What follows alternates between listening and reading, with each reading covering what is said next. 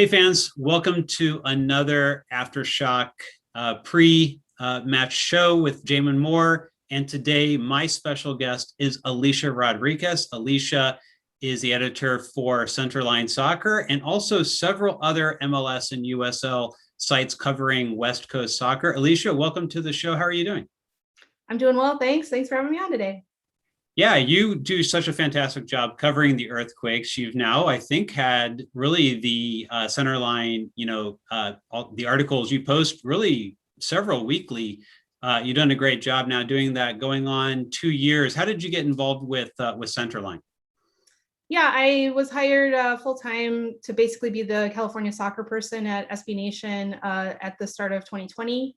Obviously, we had a pandemic and things shut down for a while, but I was fortunate enough to keep my position. So I've been able to build on through a very weird 2020 season and coming into hopefully what's a more normal 2021 season. I just got vaccinated recently, so I hope everyone else is doing the same.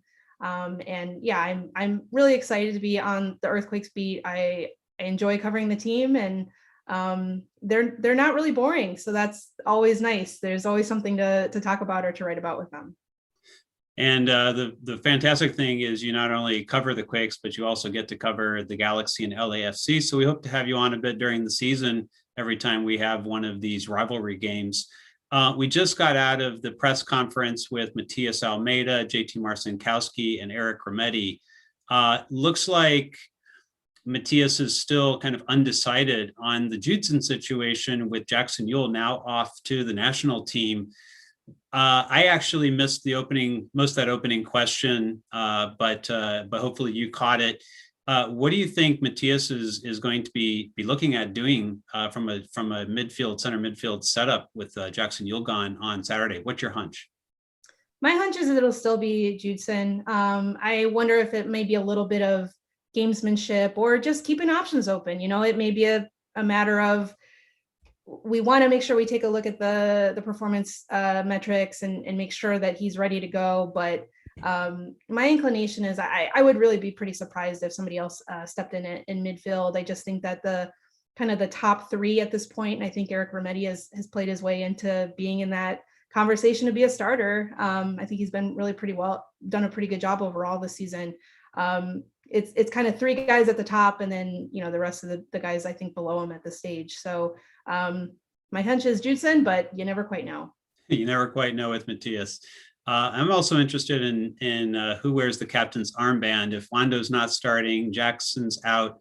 Couldn't really get an answer. Kind of got a non-answer when I put that out there to Eric Remedi. Who strikes you as being the obvious person to step in?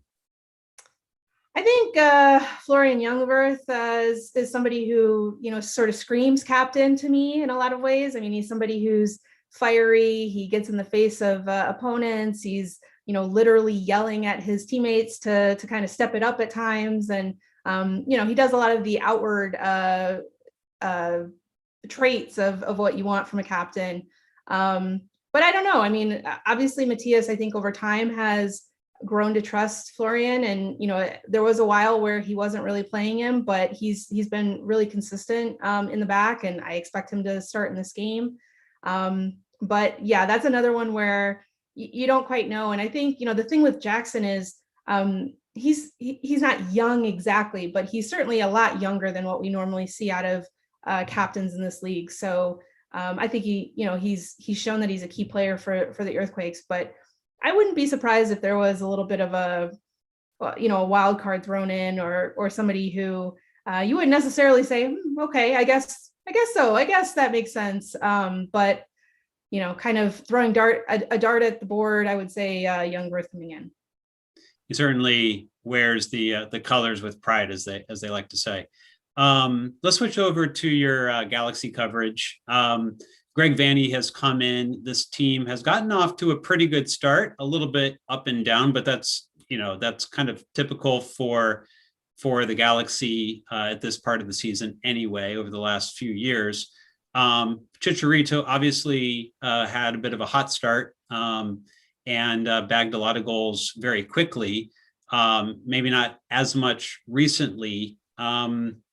what to you is like the biggest difference in this Greg Vanney team as compared to what we've seen, over the past couple of years?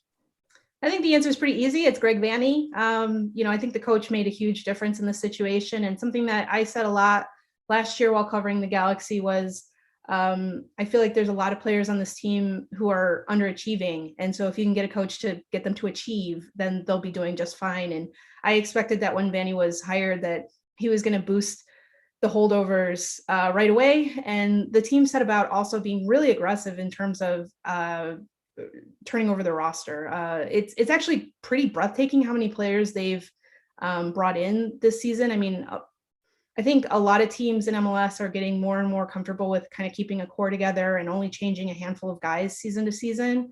But the Galaxy just said, like, we basically need to clear out most of what we have here. And like I said, they've been adding a lot of players. So it's going to take them some time to really, find a way to play together and to have some chemistry. But the initial returns to start the season are really, really good. I think they'd be pretty happy with how things have gone. They've won one rivalry game already against LAFC. And, they've really only struggled against the Cascadia team so far. So a lot of teams struggle against Cascadia teams. So that's not really a surprise.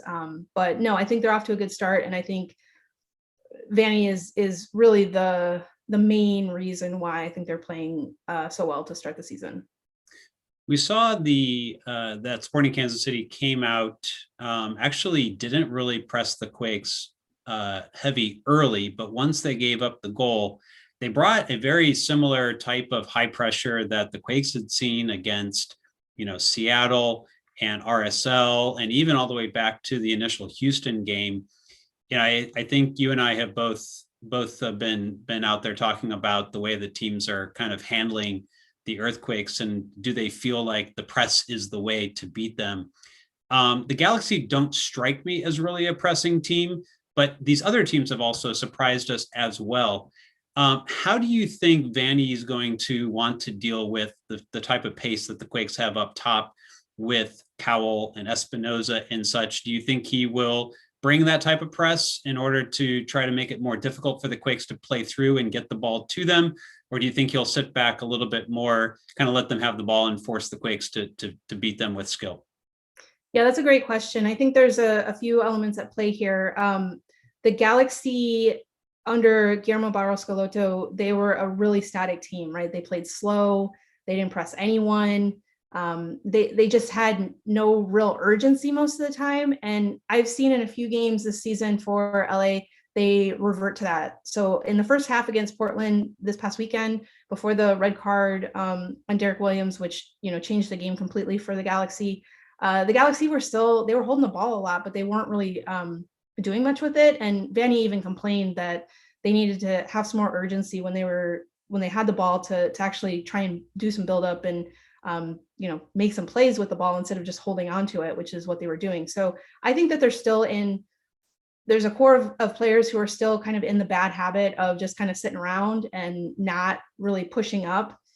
I don't expect as a result that they're going to be going for a big press for this game, just because I just don't think that they're ready to do that. The only thing that I think may influence that or may change that a bit is LA Galaxy 2, the USL team, the reserve team for the Galaxy, they do press, and they actually press pretty well. And they have a handful of homegrowns who played for Galaxy 2 last season, found a lot of success doing that. And so if you really wanted to take a gamble, go with a lot of young guys, a lot of guys who are willing to run for 90 minutes and kind of see what happens, it's possible. But I think that's pretty unlikely. I think instead what they're going to probably do is look to hold on to the ball, but actually do something with it this time and kind of improve upon what they were doing against the Timbers. As far as the defense, what's notable is I think the defense still is the weakest part of the Galaxy. It's still very much a work in progress. And as I mentioned, Derek Williams got a red card for a horror tackle against Andy Polo. He's definitely out for this game. He'll be out for several more games. And actually, he was an upgrade for the Galaxy, so they're going to miss him. And they're still kind of trying to figure out what they're doing. I think the fullbacks have been improved, but I think the center of defense is a big question mark, especially coming into this game. And so there is an opportunity, honestly, for Cowell and Espinoza and the rest of the guys to feast on that potentially if the Galaxy aren't up to it or aren't really at their best for this game. Sebastian Lletget is also one of only 4 MLS players who were called in to the national team along with Jackson Ewell. Obviously, you mentioned Williams is going to be out due to the red card. How do you think that the Galaxy will fare without Lletget? Yeah, I think Lletget's been off to a pretty good start this season for the Galaxy, and he's a player that he always steps up for his country. And I think there's some Galaxy fans who think that he maybe doesn't perform at the same level for his club. But to me, part of the issue is that for the United States, he typically plays as an attacker. And for the Galaxy, he's often played as a midfielder and kind of a two-way midfielder. And I think that sort of wastes a lot of what he can do. With Vanny, he's been playing mostly pushed up in the attack, and I think that's the best role for him. He did play, was it against Portland, I believe, in the midfield. So, he's still moving around, and he is a versatile player. And don't get me wrong, it's not like he's a terrible midfielder. I just think you can get the best out of him, pushed up. But that's obviously not a concern for this game because he's not going to be there. I think that probably it's going to be Jonathan Dos Santos in midfield. Well, almost certainly will be Jonathan Dos Santos starting in midfield. He is also going to be on international duty, but he is staying back for this game, and then he'll go join Mexico. It'll be him, and then either Adam Saldana or Carlos Harvey, both young destroyer, runner types to kind of help support Dos Santos in the midfield. And I think that's probably a good strategy anyway, just to have a couple guys who are willing to get in and get the tackle, try to hopefully keep up with the Earthquakes' pace. But I am a little bit intrigued because I think this is going to be perhaps a real mismatch of styles, and that's something we haven't really seen thus far this season for the Earthquakes. So this could be a real make or break opportunity, I think, for both teams. But I think the Earthquakes may finally get to play their game and not have another team that falls into playing the same style or is kind of pushed into trying to neutralize what the Earthquakes are doing. This may be two teams just trying to play their own game and may the best team win. And if that's the case, then who knows? It could be pretty exciting, or it could be kind of a lopsided one way or the other. So one team may be pretty unhappy, but it could turn out to be a good game for obviously the winner here. So the Earthquakes play the Galaxy on the road this Saturday at 4:00. And of course, the Aftershock will be your post-game show that will have all the coverage, the press conference, as well as all the analysis from the game. Alicia, thank you for joining us today. How can folks reach you and see your work? Sure. You can find my work on the Earthquakes at centerlinesoccer.com. You can find my work on the Galaxy at lagconfidential.com. And you can find me on Twitter at Soccer Musings. I share my work on there, so you can find whatever I happen to be writing about at a given moment. Okay. Thanks again for joining us today, Alicia. All the best. And hopefully we'll be talking to you in the post game. Take care. Sounds good. Thank you.